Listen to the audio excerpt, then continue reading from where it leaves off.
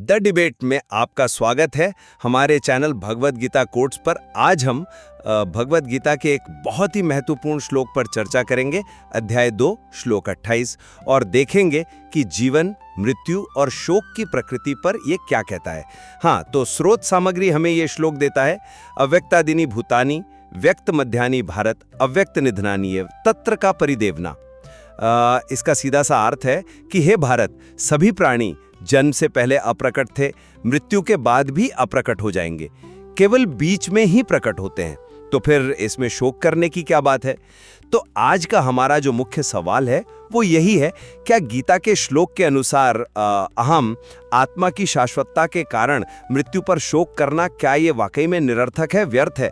मैं इस पक्ष का समर्थन करूंगा कि हाँ, ये श्लोक हमें शोक से ऊपर उठने के लिए एक ठोस, एक तर्कसंगत आधार देता है कि आत्मा की शाश्वतता बेशक एक गहरा सत्य हो, लेकिन मानवीय शोक जो है वो एक स्वाभाविक और वैध भावनात्मक प्रतिक्रिया है। उसे पूरी तरह से निरर्थक कह देना शायद सही नहीं है। देखिए, मेरा तर्क तो बहुत सीधा है। श्लोक बिल्कुल साफ कहता है कि ये जो भौतिक शरीर का आना जाना है, मतलब व्यक्त होना, प्रकट होना और फिर अव्यक्त यानी अप्रकट हो जाना, ये बस एक चक्र है, एक प्रक्रिया है। आत्मा जो असली सत्ता है वो तो न जन्म लेती है न मरती है, वो शाश्वत है, हमेशा रहती है। तो जब मूल तत्व आत्मा स्थायी है और सिर्फ बाहरी रूप बदल रहा है, तो उस बदलते हुए रूप के जाने पर शोक करना, ये तर्क की कसौटी पर आप देखें तो निरर्थक ही लगता है। और स्रोत में जो रामेश्वर की कहानी है वो इसका एक जीता जागता सबूत है। जैसे ही उसे श्लोक का मर्म समझ आया कि मृत्यु कोई अंत नहीं बल्कि आत्मा की यात्रा का बस एक पड़ाव है और आत्मा अमर है, उसका जो गहरा दुख था वो शांत हो गया। इसलिए तत्र का परिदेवना, शोक का कारण ही क्या है, ये एक सीधा सत्य बताता है। ज्ञान की रोशनी में देखें तो शोक व्यर्थ ही है। आत्मा की नित्यता का जो ये दार्शनिक सिद्धांत है, मैं उसे पूरी तरह स्वीकार करती हूँ। ये तो गीता के मूल उपदेशों में से एक है ही, पर मुझे ऐसा लगता है कि अगर हम इस श्लोक को सिर्फ शाब्दिक तर्क तक ही रखें तो ये मानव अनुभव की जो भावनात्मक गहराई है उसे शायद थोड़ा सरल बना देता है। देखिए, शोक जो है वो सिर्फ भौतिक शरीर के नष्ट होने का नहीं होता। ये उस खास व्यक्त अवस्था के खोने का दुख है, वो जो एक अनोखा व्यक्तित्व था, वो गहरे रिश्ते थे, वो साझा की गई यादें, अनुभव, सब कुछ। जब कोई व्यक्ति अव्यक्त होता है तो उसका वो विशेष व्यक्त रूप जिससे हमारा एक भावनात्मक जुड़ाव था वो तो खत्म हो ही जाता है ना। तो इस विशिष्ट हानि पर शोक करना मेरे विचार में एक बहुत स्वाभाविक मानवीय प्रतिक्रिया है। रामेश्वर को ज्ञान से शांति मिली, बिल्कुल, दुख सहने का बल भी मिला, पर क्या इसका मतलब ये है कि उसका जो शुरुआती तीव्र दुख था वो अवैध था या पूरी तरह निरर्थक था? शायद नहीं। मेरा मानना है कि श्लोक हमें एक उच्चतर दृष्टिकोण देता है, पर ये मानवीय भावनाओं को एकदम शून्य नहीं कर देता। क्या ये संभव नहीं कि तत्र का परिदेवना एक अलंकारिक प्रश्न हो जिसका उद्देश्य हमें नश्वरता से ध्यान हटाकर शाश्वतता पर लगाने को कहना हो, न कि हमारी भावनाओं को ही अमान्य ठहराना हो? मैं आपकी बात की संवेदनशीलता समझ रहा हूँ, लेकिन तत्र का परिदेवना को सिर्फ अलंकारिक मानने से उसके पीछे जो एक मजबूत तार्किक बल है वो कहीं ना कहीं कमजोर होता है। ये एक सीधा सवाल है जो शोक के औचित्य पर ही प्रश्न उठा रहा है। जब मूल तत्व स्थायी है तो परिवर्तनशील पर शोक क्यों? ये ज्ञान पर आधारित एक स्पष्ट तर्क है, महज अलंकार नहीं। पर क्या ये तर्क मानवीय जुड़ाव की जो सच्चाई है उसको नकारता है? क्या ये संभव नहीं कि ये प्रश्न हमें दुख को जड़ से मिटाने के बजाय दुख के प्रति एक संभाव रखने, धैर्य रखने की प्रेरणा दे रहा हो, जैसा स्रोत में दूसरे जगह भी संकेत मिलते हैं? मतलब ये ध्यान को नश्वर से शाश्वत की ओर मोड़ने का एक तरीका हो सकता है, बिना मानवीय भावनाओं को पूरी तरह व्यर्थ बताए। अच्छा, इस तर्क का एक व्यावहारिक परिणाम हमें रामेश्वर की कहानी में दिखता है। आपने कहा उसे शांति मिली, पर जरा ध्यान दीजिए, स्रोत बताता है कि ज्ञान प्राप्त होने पर उसका शोक थम गया। सिर्फ कम नहीं हुआ, थम गया। ये क्या दिखाता है?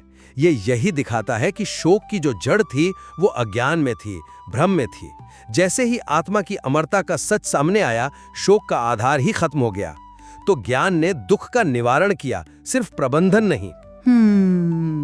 मैं मानती हूँ कि ज्ञान ने उसे बदला, पर क्या थम जाने का मतलब जरूरी तौर पर यही है कि जो पहले अनुभव किया वो व्यर्थ था, या ये दिखाता है कि ज्ञान ने उसे दुख को एक शाश्वत परिप्रेक्ष्य में देखने की क्षमता दी।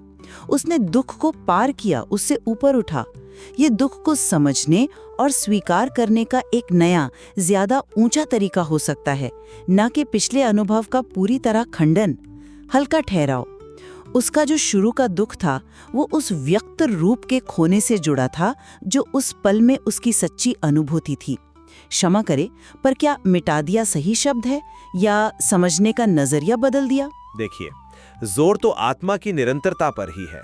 अव्यक्त से व्यक्त और फिर वापस अव्यक्त, ये चक्र चलता रहता है, ये शाश्वत है। महत्वपूर्ण केवल वो आत्मा है जो इन अवस्थाओं से गुजर रही है। बाकी सब तो क्षणिक है, बदलने वाला है।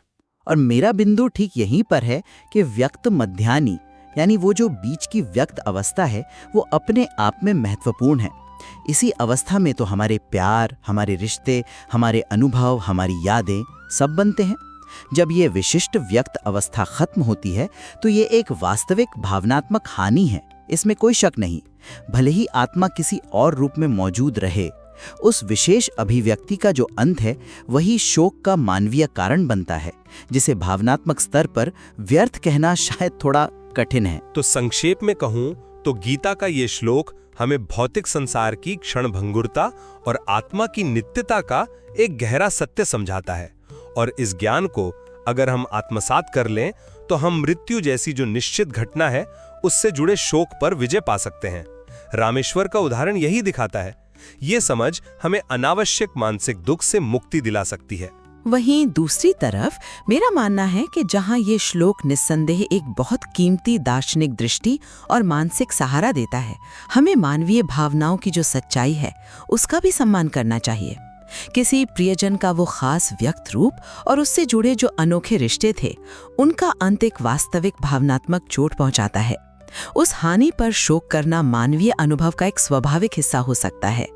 हल्का ठहराव, उसे सिर्फ व्यर्थ कह देना, शायद मानवीय जुड़ाव की गहराई को कम करके आंकना होगा। ये श्लोक शायद हमें अपना नजरिया बदलने और धैर्य रखने की शिक्षा देता है, न कि हमारे महसूस करने की क्षमता को ही पूरी तरह नकारने की। हाँ, ये तो स्पष्ट है कि इस गहरे श्लोक की व्याख्या और जीवन में इसके अनुप्रयोग पर अलग-अलग दृष्टिकोण संभव हैं और दोनों ही हमें और सोचने पर मजबूर करते हैं। बिल्कुल, और इन अलग-अलग दृष्टिकोणों पर विचार करने से ही विषय की हमारी समझ और गहरी होती है। स्रोत सामग्री में निश्चित रूप से और भी बहुत कुछ है जिस पर मनन किया जा सकता है। यदि आपको ये चर्चा उपयोगी लगी हो तो कृपया हमारे चैनल भागवत गीता कोट्स को लाइक करें, सब्सक्राइब करें और हाँ, कमेंट्स में अपने विचार जरूर साझा करें और इसे उन लोगों तक भी पहुंचाएं जिन्हें शायद इसकी जरूरत हो सकती है।